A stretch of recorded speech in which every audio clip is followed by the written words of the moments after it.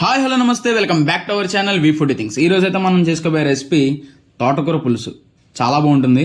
మరి లేట్ ఎందుకు, ఫాస్ట్గా వీడియోలోకి వెళ్ళిపోదాం. Let's dive into the video.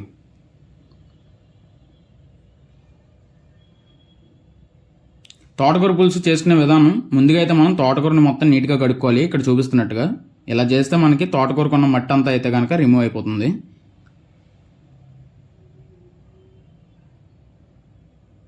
ఇప్పుడు ఈ కడుక్కున్న తోటకూర మొత్తాన్ని నీట్గా తరుక్కోవాలి.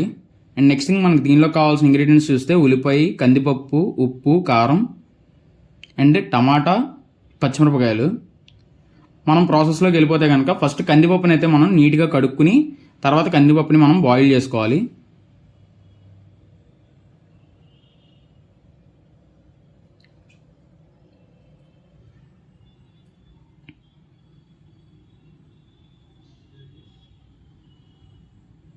మనం ఇక్కడే కొంచెం సహనంగా ఉండాలి. కందిపప్పు అయితే టైం పడుతుంది. ఈ లోపల అయితే మనం చింతపండుని అయితే నానబెట్టేసుకుందాం. అండ్ కందిపప్పు ఉడకడానికి అయితే అట్లీస్ట్ 20 minutes అయితే మటుకు టైం అయితే పడుతుంది. అండ్ ఉడికేటప్పుడు మనకి ఇలా పైన వైట్గా పొర లేయర్ లాగా వస్తుంది. దాన్ని మొత్తాన్ని మనం రిమూవ్ చేసేసుకుంటూ ఉండాలి.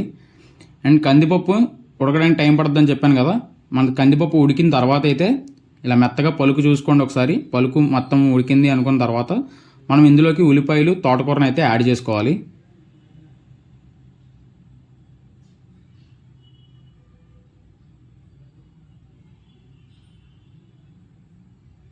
మొత్తం తోటకూరని యాడ్ చేసేసుకుని ఒక్కసారి పలుకు అంతా పప్పు, కందిపప్పు, తోటకూర అంతా కలిసేలాగా ఒకసారి అయితే తిప్పుకోండి మొత్తాన్ని.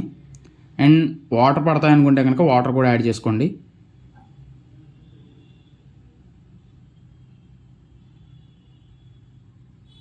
అండ్ ఇప్పుడు దీనిపైనే మనం టమాటా, పచ్చిమిరపకాయలు కూడా యాడ్ చేసుకుని ఒకసారి మళ్ళీ మొత్తాన్ని తిప్పేసుకొని బాయిల్ అవనివ్వాలి. ఇది కూడా మనకు అట్లీస్ట్ 10 minutes పాటు అయితే బాయిల్ చేసుకోవాలి. నేను బెల్లం కూడా యాడ్ చేస్తాను. బెల్లం యాడ్ చేస్తే టేస్ట్ వేరు వస్తుంది, చాలా బాగుంటుంది. ఇప్పుడు మొత్తాన్ని నీట్గా తిప్పేసుకోండి. అండ్ ఇప్పుడు దీనిపైన అయితే మనం ఉప్పు, కారం కూడా యాడ్ చేసేసుకుని మొత్తాన్ని నీట్గా మిక్స్ చేసేసుకోవాలి.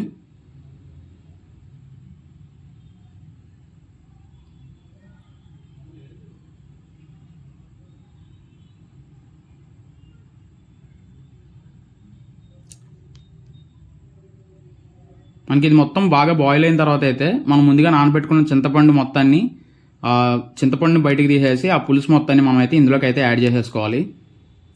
దీన్ని 5 minutes పాటు మళ్ళీ బాయిల్ చేసుకోవాలి, మొత్తం ఫ్లేవర్ పట్టేలాగా.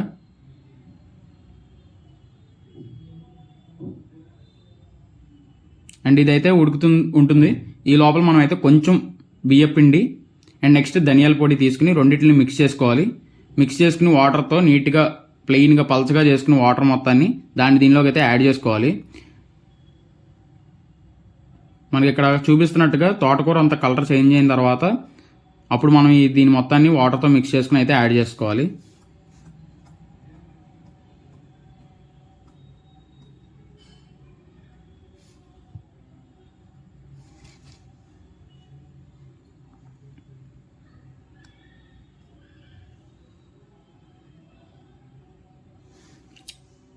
దీన్ని 5 minutes పాటు బాయిల్ చేసుకోండి.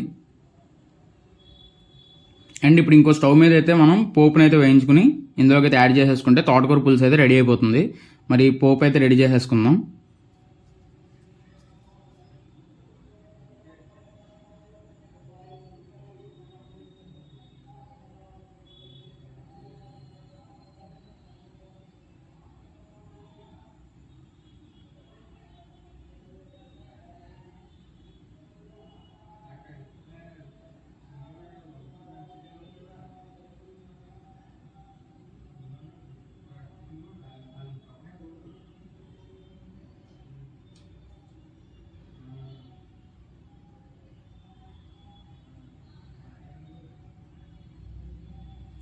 ఇక పోపు కూడా రెడీ అయిపోయింది. ఇప్పుడు దీన్ని ఇందులో కలిపేసుకుంటే తోటకూర పులుసు అయితే రెడీ అయిపోతుంది. వేడి వేడి అన్నంలో తోటకూర పులుసు కలుపుకుని తింటే ఆ టేస్టే సూపర్. ఒక నూనె చొక్కేసుకుంటే మటుకు దానిలో తోటకూర పులుసులో హైలైట్ అనమాట. కంపల్సరీగా ట్రై చేయండి. మీకు ఎలా అనిపించిందో కమెంట్లో చెప్పండి.